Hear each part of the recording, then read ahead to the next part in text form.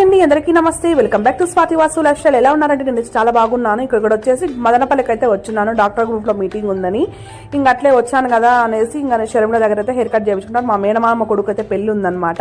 ఇంకా అట్లే అనేసి హెయిర్ కట్ అయితే చేయించుకున్నాను. ఇంకా ఏమంటే పోనీ స్టైల్గా ఉండాలి, క్లచ్ పెట్టుకోవాలి, అంటే హెయిర్ లీవ్ చేస్తే కూడా ఉండాలన్నట్టుగా హెయిర్ కట్ నేను చేయించుకున్నాను. చాలా బాగా వచ్చింది అనమాట. నేను ఎప్పుడు 1 year పైన అయిపోయింది అనమాట హెయిర్ కటింగ్ చేయించుకొని.